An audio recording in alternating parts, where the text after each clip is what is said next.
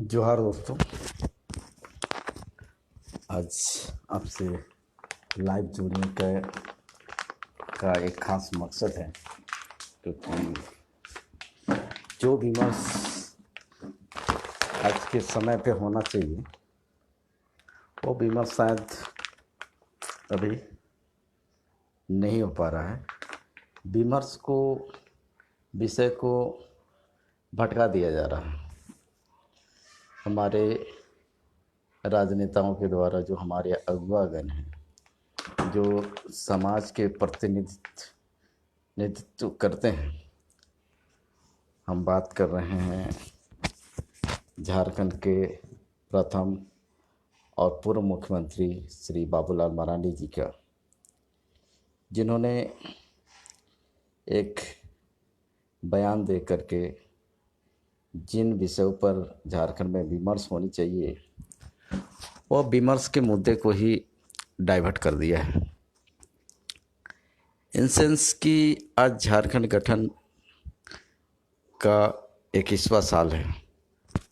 और झारखंड गठन का उद्देश्य जो था कि हम झारखंडियों को जो एकीकृत बिहार में जो राजनीतिक, आर्थिक, सामाजिक जो विकास, सांस्कृतिक विकास नहीं हो पाया था, सरकारी नौकरियों में उचित प्रतिनिधित्व नहीं हो पाया था, इन्हीं सब कारणों के वजह से झारखंड राज्य का गठन हुआ, उदय हुआ। बेशक आज हम 21 साल में हैं। इन दौरान बाबूलाल मरांडी के द्वारा भी बहुत सारी गलतियां हुई। उनके गलत निर्णयों के वजह से आज हम झारखंडी अस्मिता की लड़ाई को आज भी हम लोग लड़ रहे हैं और शायद उस लड़ाई को जिस विमर्श के साथ लड़ना चाहिए, जिस विमर्श को अभी तत्काल में विचार विमर्श करना चाहिए, जिन पर बात करना चाहिए, वो आज नहीं हो पा रहा है। बेशक झारखंड राज्य का गठन धरती आबा बिरसा मुंडा के जन्म दिवस पर हुआ। दिन था 15 नवंबर 2000। जब हम राज्य गठन की बात कहते हैं तो राज्यों का गठन जो है जिस कानून के तहत होता है उसको हम लोग कहते हैं स्टेट रीऑर्गेनाइजेशन एक्ट, यानी राज्य पुनर्गठन कानून। राज्य पुनर्गठन कानून की जो धारा है 85, उसमें ये बात स्पष्ट रूप से लिखी है कि जो बिहार था उसके जगह पे झारखंड होगा और पटना के जगह में रांची होगा, और जितने भी कानून जो है एकीकृत बिहार में थे सारे कानूनों को झारखंड जो है अंगीकृत करेगा। यह जो राज्य पुनर्गठन कानून है जिसकी धारा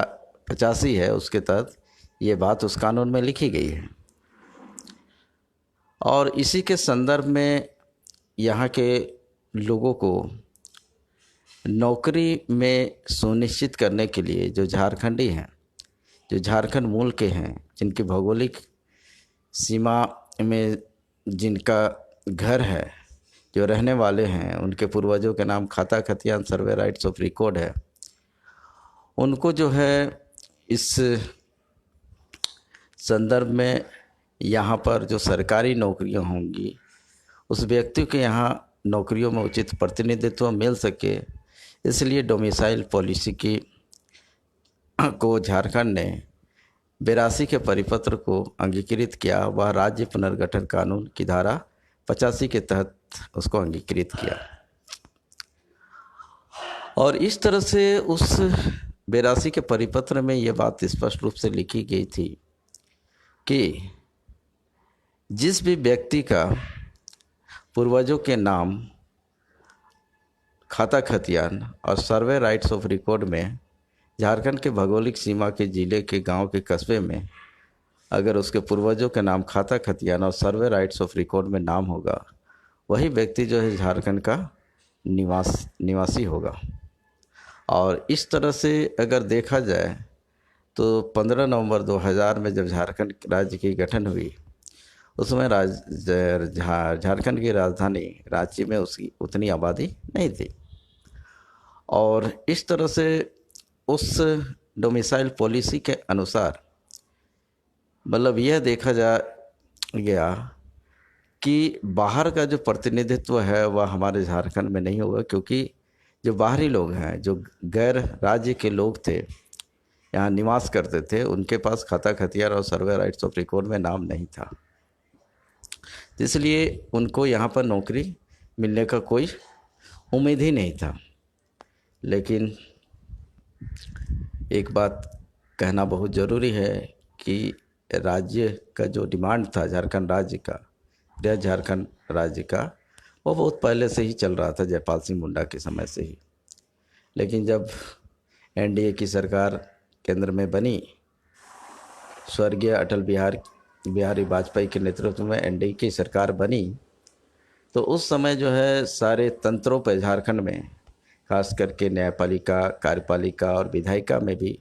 बाहरी राज्यों के लोगों का जो है वर्चस्व रहा। तब जो है 82 के परिपत्र को जो है एक बिहारी ने, जो बाहर राज्य के थे, उन्होंने झारखंड हाई कोर्ट में एक जनहित याचिका दायर की, यह कहते हुए कि हम विगत आज़ादी से पहले से ही झारखंड में रह रहे हैं, लेकिन हमारे पूर्वजों के नाम खाता खतियान और सर्वे राइट्स ऑफ रिकॉर्ड में नाम नहीं है, तो क्या हमको झारखंड में नौकरी नहीं मिलेगी। तब इसी जनहित याचिका की सुनवाई करते हुए झारखंड हाई कोर्ट ने एक आदेश दिया कि आप फिर से झारखंड सरकार को लोकल व्यक्ति को, यानी स्थानीय व्यक्ति को परिभाषित करने को कहा। और इस तरह से बाबूलाल मरांडी की सरकार चली गई। लेकिन दुर्भाग्य, जब इस ऑर्डर को, पीआईएल को, जब जनहित याचिका का जब ऑर्डर आया, तो माननीय बाबूलाल मरांडी को, क्योंकि बाबूलाल मरांडी की सरकार थी और उसी को पक्ष रखना था कोर्ट में, तो सही मायने में वो कोर्ट में सही पक्ष को नहीं रख पाया। लेकिन जब ऑर्डर आया जनहित याचिका में, जब डोमिसाइल को लेकर के, स्थानीय नीति को लेकर के, जो 82 के परिपत्र को, जो झारखंड राज्य गठन जो कानून है, पुनर्गठन कानून का जो सेक्शन 85 है, उसके तहत, तो इसको सुप्रीम कोर्ट में एसएलपी करना था, यानी स्पेशल रिट पिटीशन। लेकिन दुर्भाग्य जो है, अज्ञानता के कारण जो है ऐसा नहीं हो पाया, और ये डोमिसाइल की मुद्दा जो है झारखंड में काफ़ी जो है मुखर करके चला। और उसका नेतृत्व करने वाले, खास करके आज जो 2 विधायक बने हैं, चमरा लिंडा और बंधु तिर्की, जो जिस समय आदिवासी छात्र संघ का गठन हुआ इस आंदोलन को लेकर के, और उस समय जो है चमरा लिंडा भी काफ़ी अनुच्छेदों को बोला करते थे, बाहरियों की विरोध किया करते थे, और इस आंदोलन को चलाते हुए वह विधायक भी बने। लेकिन आज जिस बिंदु को लेकर के, जिस पर विमर्श होना चाहिए कि हम झारखंडियों को कि नौकरी कैसे सुनिश्चित हो, हमारा जल जंगल ज़मीन कैसे सुरक्षित हो, हमारे जो खनिज संपदाओं की जो लूट हो रही है वह कैसे बचे, और जिस कानून को हमको इम्प्लीमेंट कराना है झारखंड में, क्योंकि झारखंड राज्य जो है 5वीं अनुसूची वाला राज्य है, और इसका जो प्रशासनिक स्ट्रक्चर जो है, जो संरचना है, वह बिल्कुल ही अलग है। क्योंकि हम लोग कहते हैं कि 5वीं अनुसूची जो है संविधान के अंदर एक संविधान है, जैसा कि हमने हर अपने वीडियो लाइव में कहा है कि संविधान में टोटल जो है 22 भाग, 12 अनुसूची और 395 अनुच्छेद हैं। और इस तरह से जो 5वीं अनुसूची जो है, खास करके अनुच्छेद 244(1), जिसका शीर्षक है अनुसूचित क्षेत्र और अनुसूचित जनजातियों का प्रशासन और नियंत्रण के बारे में, जो उपबंध लिखा हुआ है शीर्षक में, provision of administration of control of schedule areas and schedule tribe, ये जो बात लिखी है, इस पर विमर्श नहीं हो रहा है। और इसके प्रशासन और नियंत्रण के लिए, जैसे हमने कहा है हर बार अपने वीडियो लाइव में, कि जो अनुसूचित क्षेत्र है, इसकी घोषणा जो है माननीय राष्ट्रपति संविधान के अनुच्छेद 244(1) यानी 5वीं अनुसूची के भाग ग पारा 6(1) के तहत जो है अनुसूचित क्षेत्रों की घोषणा करती है, जो 11 अप्रैल 2007 को जो अब्दुल कलाम थे, उनके द्वारा जो है हमारे क्षेत्र को अनुसूचित क्षेत्रों के रूप में घोषित किया गया, जिसमें 24 जिलों में जो है 15 ज़िले हैं, उसमें से 12 ज़िले संपूर्ण हैं और 3 जो है पार्सली हैं। तो इस तरह से जो हमारा प्रशासनिक स्तर चल रहा है, उसी तरह से हम जो अनुसूचित जनजाति हैं, इसका भी घोषणा जो है माननीय राष्ट्रपति करते हैं संविधान के अनुच्छेद 342 के तहत। तो इस तरह से अगर हम देखें तो हमारा संबंध उसी तरह से है जैसे मछली का संबंध जल से है, वैसे ही हम आदिवासियों, हम अनुसूचित जनजातियों का संबंध जो है ज़मीन से है। ज़मीन ही हमारा अस्तित्व है, क्योंकि सारी प्राकृतिक जो पूजक है, जो सरना मसना हड़गड़ी भूत के डाली कतारी की अगर बात करते हैं हम, तो ये जो है ज़मीन से जुड़ा हुआ है। और मनुष्य समुदाय को, खास करके मानव समुदाय को अगर ज़िंदा रहना है तो ज़मीन का होना, जल का होना, जंगल का होना, पानी का होना, ये बहुत ज़रूरी है, क्योंकि हवा शुद्ध रहेगी तभी मानव जाति जो है उसका अस्तित्व बचा रहेगा। और उस अस्तित्व को बचाने के लिए आदिवासी समाज जो है शुरू से ही संघर्ष करता रहा है। लेकिन आज दुर्भाग्य हम जो जनजाति हैं, जो आदिवासी हैं, जो प्रकृति को बचाने वाले हैं, उन्हीं के पर खतरा मंडरा रहा है। तो जैसा कि हमने कहा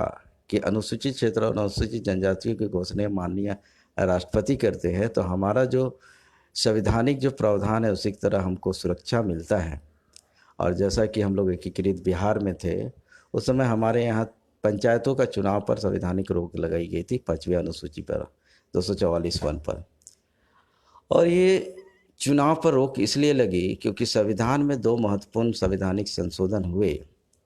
और इस संशोधन को लाने वाले थे स्वर्गीय राजीव गांधी। जब प्रधानमंत्री थे तो उनकी एक पहल थी कि अगर हम 100 रुपया केंद्र से भेजते हैं तो राज्य जो गांव तक जो है 100 रुपया ना पहुँच करके 5 रुपया पहुँचता है। तो इसलिए जो है इतने दिनों में गांव का विकास नहीं हो पाया है।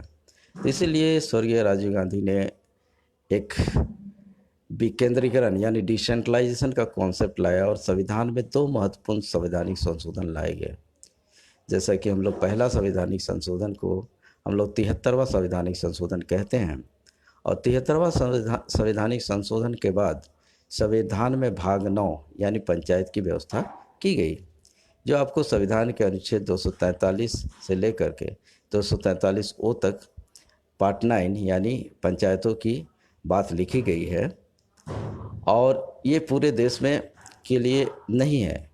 क्योंकि जब हम संविधान के अनुच्छेद 243(1) को पढ़ते हैं तो उसमें यह बात लिखी हुई है कि nothing in this part shall be applied in schedule area refer to clause 1 of article 244(1) यानी संविधान के प्रावधानों के अनुसार अगर हम लोग देखेंगे तो भाग 9 जो सामान्य टायर पंचायत जो है, मुखिया जो चुनाव है, वह हमारे अनुसूचित क्षेत्रों पर संवैधानिक रोक लगाई गई संविधान के अनुच्छेद 243(1) के तहत,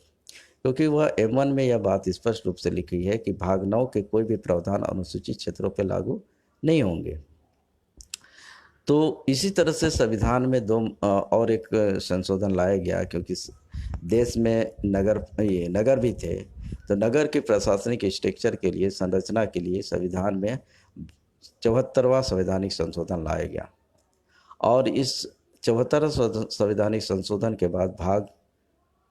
जो 9 का यानी नगर पंचायतों की व्यवस्था संविधान में की गई, जो संविधान के अनुच्छेद 243 से लेकर ZG तक है। उसमें यह बात लिखी गई है कि शहर का शासन व्यवस्था कैसे होगा। इसी संविधान के 74वें संशोधन में जब संविधान के अनुच्छेद 245 से लेकर 243 से लेकर 243 ZG तक की बात लिखी गई, उसमें भी एक अनुच्छेद है 243 ZC। उसमें लिखा है कि nothing in this part shall be applied in schedule area refer to clause 1 of article 244(1) यानी भाग 9 क के प्रावधान भी हमारे अनुसूचित क्षेत्रों में लागू नहीं होंगे। इस तरह से दोनों ही व्यवस्थाएं, भाग 9 सामान्य पंचायत जो टायर पंचायत है, और दूसरा नगर पालिका व्यवस्था जो भाग 9 क है, वह हमारे अनुसूचित क्षेत्रों में लागू नहीं होगा। तब जो है माननीय जो जामताड़ा के जो आदिवासी समुदाय से थे, संथाल थे, जिसका नाम वसुदेव वेसरा था, उन्होंने संविधान के अनुच्छेद 243(1) को लेकर के जो है एकीकृत बिहार में 1995 में, क्योंकि संविधान का जो 73वां 74वां संशोधन जो आया वह 92-93 में आया, और इस संविधान के अनुच्छेद 243(1) को लेकर के माननीय वासुदेव वेसरा ने पटना हाईकोर्ट में एक जनहित याचिका दायर की और जनहित याचिका दायर करने के बाद जो पटना हाईकोर्ट ने जो पटना उच्च न्यायालय ने जो उस जनहित याचिका में जो M1 में लिखा हुआ था कि nothing in this part shall be applied in schedule area refer to clause 1 of article 244(1), यानी भाग 9 के प्रावधान जो है अनुसूचित क्षेत्रों में लागू नहीं होंगे, इसको लेकर जनहित याचिका जो वासुदेव वेसरा ने किया, उसमें माननीय पटना उच्च न्यायालय ने अपने आदेश में यह कहा कि अनुसूचित क्षेत्रों में ट्री टायर पंचायत यानी मुखिया चुनाव जो है, मुखिया व्यवस्था जो है अनुसूचित क्षेत्रों पर लागू नहीं होंगे। ये आदेश में उन्होंने पारित किया। तब संविधान के अनुच्छेद 243(4) में यह बात स्पष्ट रूप से लिखी है कि not with any standing constitution, यानी संविधान में किसी बात के होते हुए भी पार्लियामेंट में by law extend to this provision subject to such exception and modification as may be specified in such law and no such law shall to deem to the amendment of purpose of article 368। तो इस तरह से संविधान के अनुच्छेद 243(4) में यह बात स्पष्ट रूप से लिखा है कि संविधान में किसी बात के होते हुए भी माननीय संसद जो है भाग 9 के प्रावधानों को अपवादों और रूपांतरणों के सहज जो है अनुसूचित क्षेत्रों में विस्तार करेगा। और इसका मतलब यह ना समझा जाए कि संविधान के अनुच्छेद 368 के तहत M1 का ही अनुच्छेद 243(M1) का ही संशोधन हो गया है। तब माननीय संसद ने दिलीप सिंह भुरिया की अध्यक्षता में एक कमेटी बनाई जो झाबुआ के रहने वाले थे मध्य प्रदेश के, और वह सांसद थे। उसी की अध्यक्षता में एक कमेटी बनी जिसको हम लोग दिलीप सिंह भुरिया कमेटी कहते हैं। उसी की अध्यक्षता में काफ़ी अनुसंधान होने के बाद, जैसा कि हम लोग के जो संविधान सभा में हमारे जो मारंगोम के जयपाल सिंह मुंडा ने यह कहा था कि not teach democracy for the schedule tribe, यानी अनुसूचित जनजातियों को आप लोकतंत्र मत सिखाओ, क्योंकि अनुसूचित जनजाति शुरू से ही लोकतांत्रिक व्यवस्था में रहता है। तो जब ये भुरिया कमेटी जो बनी तो हम अनुसूचित जनजातियों के बीच, हम आदिवासियों के बीच जो हमारा कस्टमरी लोग था, खास करके हम झारखंड के संदर्भ में कहें तो झारखंड के संदर्भ में हमारे जो मुंडा उरांव क्षेत्र में जो व्यवस्थाएं थी वह पड़ाव व्यवस्था थी। उधर हम लोग खड़िया समाज में जाते हैं तो ढुकलो सोहर व्यवस्था थी। उधर संथाल की तरफ जाते हैं तो माझी परगना व्यवस्था थी, प्रधानी व्यवस्था थी। इन्हीं तमाम व्यवस्थाओं को जो है विधिक बल देते हुए संविधान में जो भुरिया कमेटी ने जो रिकमेंडेशन किया वह हमारे कस्टमरी लॉ पर एक कानून बनाने के लिए रिकमेंडेशन दिया। और जैसा कि एक कानून संसद ने 24 दिसंबर 1996 को संसद में पारित किया और वह राष्ट्रपति का एसेंट मिलते हुए वह कानून बन गया। उस कानून को हम लोग पेशा कानून 1996 कहते हैं। पेशा कहने से जो है ये पंचायतों के उपबंध नहीं है, बल्कि पंचायतों के प्रावधानों के उपबंध अपवादों रूपांतरणों के तहत हुए हैं। जैसा कि उसका टाइटल है पंचायतों के उपबंध अनुसूचित क्षेत्रों में विस्तार अधिनियम 1996 हिंदी में कहते हैं, और इंग्लिश में कहते हैं the provisions of panchayat extension to schedule area act 1996। तो ये जो पेशा एक्ट है इसमें जो है जो प्रावधान किए गए हैं, टोटल 23 प्रावधान किए गए हैं। और हमारे अनुसूचित क्षेत्रों में जो प्रशासनिक जो संरचना है वह संविधान की 6ठी अनुसूची के पैटर्न पर हमारी प्रशासनिक संरचना की गई है। और ये 6ठी अनुसूची का पैटर्न जो है वह 2 टायर पंचायत की बात कहती है। जैसे कि अगर पेशा का सेक्शन 4O को देखें तो उसमें यह स्पष्ट रूप से लिखा हुआ है कि राज्य विधानमंडल जो है पेशा के अनुरूप जो है कोई भी विधि नहीं बनाएगी, और जब भी यहाँ की जो प्रशासनिक स्ट्रक्चर्स होगा वह 6ठी अनुसूची के पैटर्न पे होगा। यानी जिला के स्तर पर स्वशासी जिला परिषद यानी ऑटोनोमस डिस्ट्रिक्ट काउंसिल, और गांव के स्तर पर विशेष ग्राम सभा जो कस्टमरी लॉ पर होगा।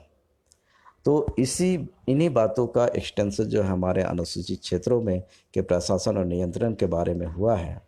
जिसमें जल जंगल जमीन विकास का, नौकरी का, हमारा राजनीतिक सामाजिक सांस्कृतिक सारे विकास की बात जो है इन 23 प्रावधानों में लिखा गया है। और ख़ास करके जैसे हम लोग कहते हैं कि पंचायतों के अधिकार की बात कहते हैं, लेकिन इस पेशा एक्ट में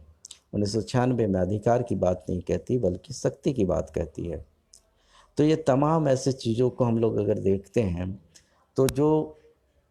जो हम एकीकृत बिहार में थे और जो सेक्शन 4O की जो बात कह रहे हैं ऑटोनोमस डिस्ट्रिक्ट काउंसिल की, उसी धारा के तहत जो है एकीकृत बिहार में जैक बना था, झारखंड एरिया ऑटोनोमस काउंसिल, जिसके अध्यक्ष हुआ करते थे शिबू सोरेन, और बहुत सारे मेंबर थे। उस समय वित्तीय शक्ति नहीं मिली थी और उसी दौरान जो है उसके चुनाव की प्रक्रिया जैक की शुरू हुई। तब जो है जब हम लोग एकीकृत बिहार में थे और जब एनडीए में स्वर्गीय अटल बिहारी वाजपेयी की सरकार बनी उसके नेतृत्व में, तो उन्होंने झारखंड राज्य को बनाने के पेशकश की और उसमें भाई हेलेन कुजूर ने प्रस्ताव को माना और इस तरह से जो है झारखंड राज्य का गठन हुआ। लेकिन जिस उद्देश्य से झारखंड राज्य का गठन हुआ, जिन संवैधानिक व्यवस्थाओं को, जिन कानूनों को हमारे अनुसूचित क्षेत्रों में रोका गया था, उसको झारखंड विधानसभा ने ध्वनि मत पारित करते हुए जो है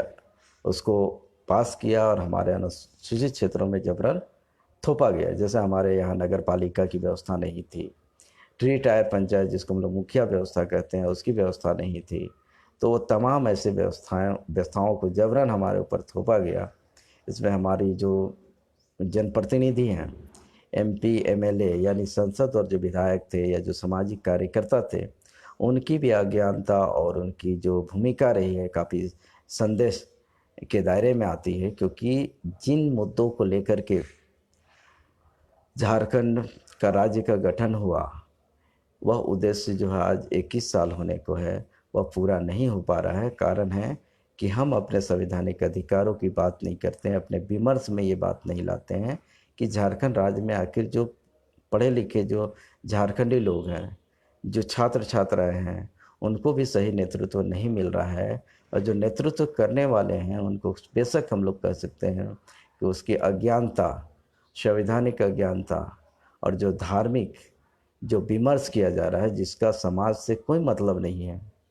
क्योंकि अगर हम धार्मिक विमर्श पर अगर पढ़ेंगे तो धर्म से नौकरी नहीं मिलेगी, हमारे संवैधानिक प्रावधान नहीं बचेंगे। अगर संवैधानिक प्रावधान अगर बचना है तो जो संविधान में प्रावधान किए गए हमारे लिए,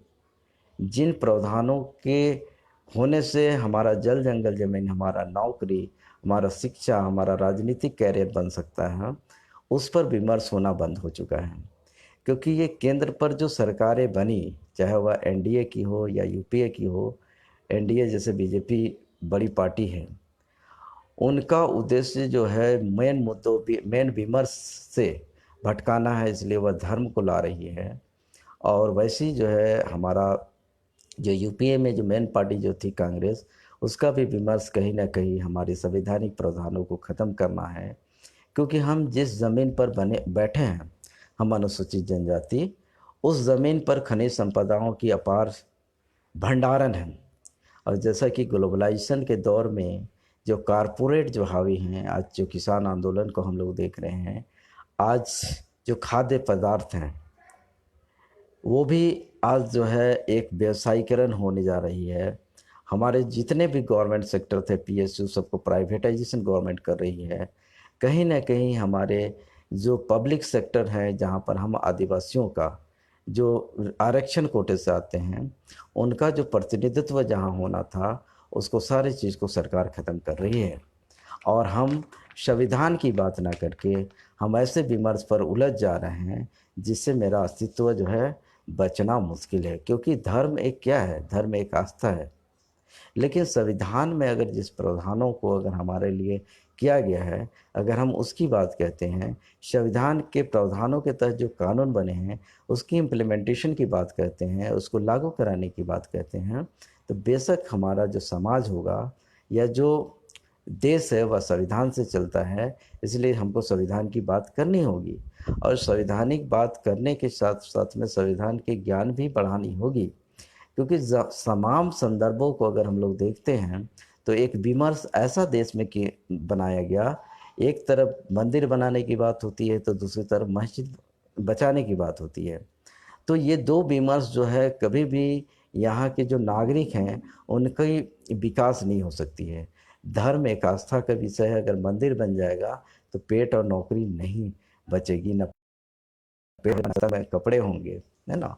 तो एक जो विमर्श है, जो संवैधानिक विमर्श होनी चाहिए हम युवाओं के बीच में, हम राजनेताओं के बीच में, लेकिन राजनेता जो है वह बिल्कुल अपने निजी स्वार्थ, अगर हम बाबूलाल मरांडी की बात करें तो बेशक वह भारतीय जनता पार्टी को छोड़ करके एक अलग पार्टी बनाई थी, जेबीएम, झारखंड विकास मोर्चा। लेकिन इस झारखंड विकास मोर्चा में बीजेपी ही सेंध लगाई पहला 24 में, जिसमें 6 विधायकों को अपने पार्टी में विलय कराए, जो माननीय सदस्य थे उसको विलय कराया। तो इस तरह से अगर हम एक विमर्श के रूप में अगर हम लोग देखते हैं तो बाबूलाल मरांडी अपनी जो महत्वाकांक्षा है, राजनीतिक महत्वाकांक्षा, व्यक्तिगत महत्वाकांक्षा, उस महत्वाकांक्षा को पूरा करने के लिए समाज का जो उपयोग कर रहा है और एक विमर्श को भटकाने की जो बात कह रही है, उस पर हम लोग को नहीं फंसना चाहिए। हम युवाओं को बेशक उससे संवाद करने की ज़रूरत है। जिन बातों को कहता है वह लॉजिकली, आज अगर ये बाबूलाल मरांडी अगर संवैधानिक बातों को अगर कहते, पेशा का इम्प्लीमेंटेशन की बात कहते, नगर निगम को भंग करने की बात कहते और 3 टायर पंचायत जो है उसको भंग कराने की बात कहते, तो हम उसके विमर्श को हम समर्थन देते। लेकिन वह संवैधानिक प्रावधानों को ना कह के ऐसे विमर्श की तरफ ले जाता है जिससे आदिवासी समाज का अस्तित्व ही मिट जाएगा।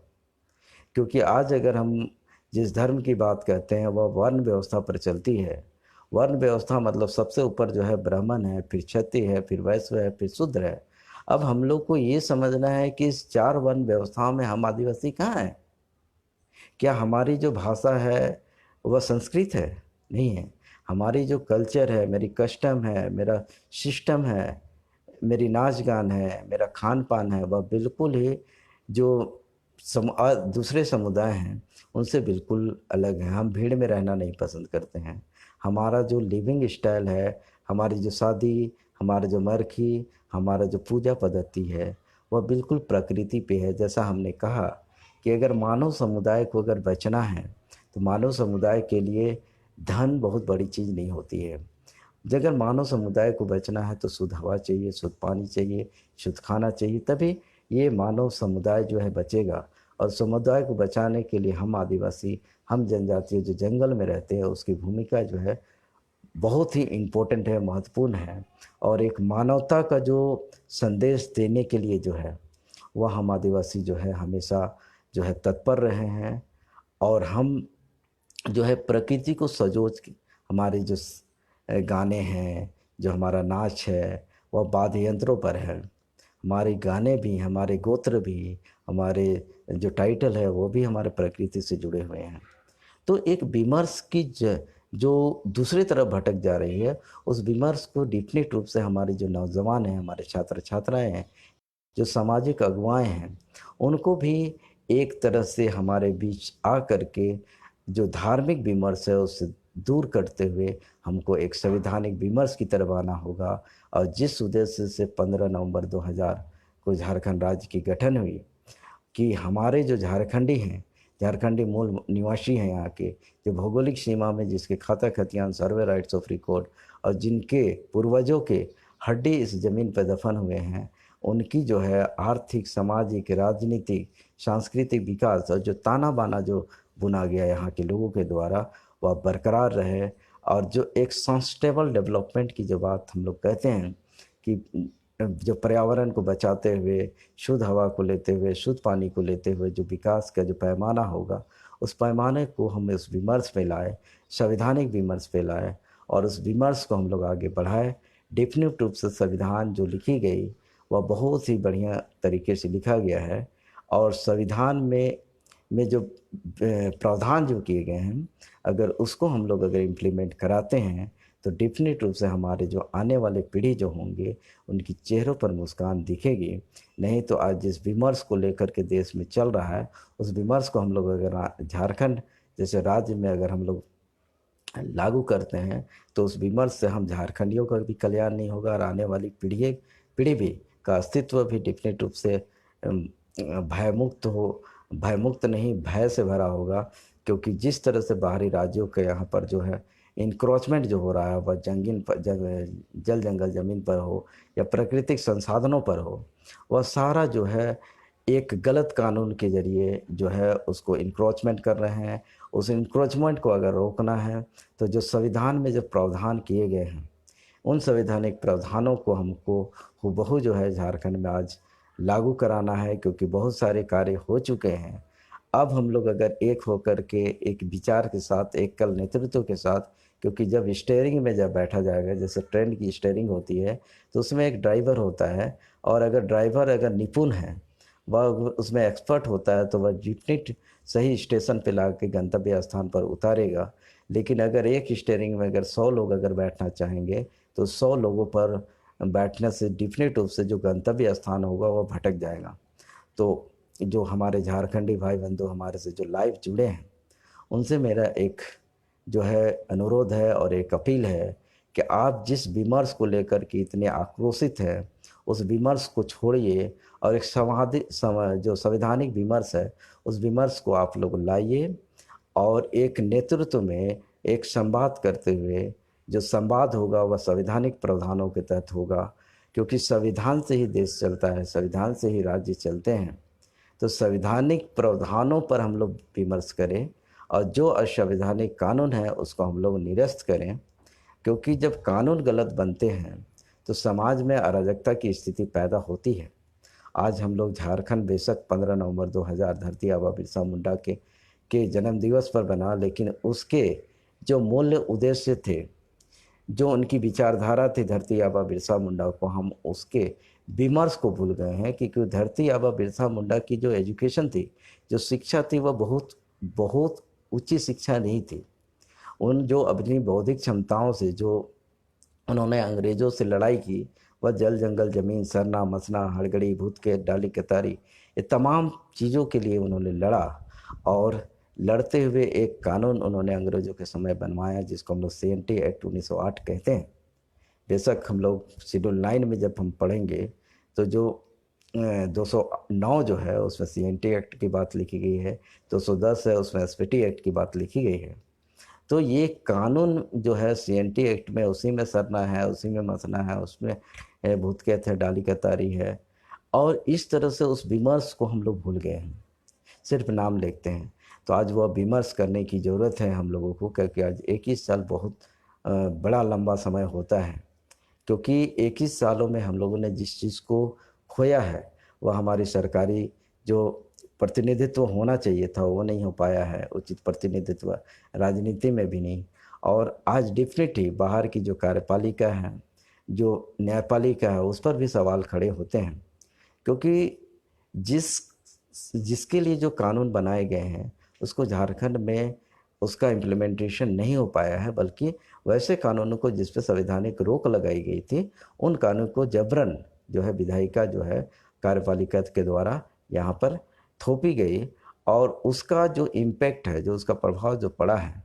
वह डेफिनेट आज हमको दिखाई दे रहा है। क्योंकि हम इसका अनुमान जो है 2000 राज्य गठन के साथ में ही हम लोगों ने लगाया था कि आने वाला समय में अगर इस विमर्शों को छोड़ दिया, संवैधानिक विमर्शों को छोड़ दिया जाए, संवैधानिक प्रावधानों के विमर्शों को छोड़ दिया जाए, तो डेफिनेट रूप से आने वाली जो पीढ़ी होगी उसके चेहरे में मुस्कान नहीं दिखाई देगी। आज हम लोग सिकन देखते हैं, डर देखते हैं, भयभीत देखते हैं। और जिस तरह से BDO CO के द्वारा ज़मीनों का अतिक्रमण लूटा जा रहा है, मूलवासियों का, खास करके आदिवासियों का, वह साफ झलक दिखता है मीडिया के माध्यम से। लेकिन मीडिया भी आज नतमस्तक है सरकार के सामने, जो कार्यपालिका है। तो डेफिनेट रूप से एक विमर्श की ज़रूरत है, संवैधानिक विमर्श की, और उस संवैधानिक विमर्श से ही विकल्प निकल पाएगा। क्योंकि जिस विमर्श पर आज हम लोग फंसे हैं, उस विमर्श से ना संविधान के प्रावधान बचेंगे, ना हम आदिवासी बचेंगे। जब संवैधानिक प्रावधान ही खत्म हो जाएंगे, तो हम आदिवासी की जो अनुसूचित जनजातियों के लिए जो संवैधानिक प्रावधान किए गए, जिसके लिए झारखंड राज्य का गठन हुआ, वह जो है विमर्श से दूर चला गया है और उनका विकास नहीं हो पा रहा है। तो डेफिनेट रूप से जो हमारे झारखंडी भाई बहन जो हमारे से लाइव जुड़े हैं, उनसे मेरा एक जो है अपील है कि आप अपने विमर्श को धर्म की सीमा से और राजनीति की सीमा से निकल करके एक संवैधानिक विमर्श की तरफ बढ़े, ताकि हम लोगों ने जो 20 साल में जो पाया है आरटीआई के थ्रू या सरकार से जो लगातार संवाद, न्यायपालिका में जैसे हमारा जो संवैधानिक व्यवस्था है, लोकतांत्रिक व्यवस्था है, उसमें 3 स्तंभ होते हैं। एक होता है आपका विधायिका, जिसको हम लोग लेजिस्लेचर कहते हैं, दूसरा है कार्यपालिका और तीसरा है न्यायपालिका। इन तीनों जगहों पर हम लोगों ने विगत 20 सालों से हम लोगों ने संघर्ष किया है और संघर्ष करते हुए अपने जो संवैधानिक विमर्श थे हैं उनको हम लोगों ने स्टैंड लेकर के हम लोग उसको आज स्थापित करने के एकदम नज़दीक पे है। जैसे कि अगर हमारे यहाँ अनुसूचित क्षेत्रों में जैसे 3 टायर पंचायत जो है वह नहीं होना है, संविधान के प्रावधान के अनुसार जो संविधान के अनुच्छेद 243(1) कह रहे हैं, और जो नगर पालिका की जो व्यवस्था है जिसमें जो 243 में यह बात लिखी गई है कि nothing in this part shall be applied in schedule area refer to clause 1 of article 244(1),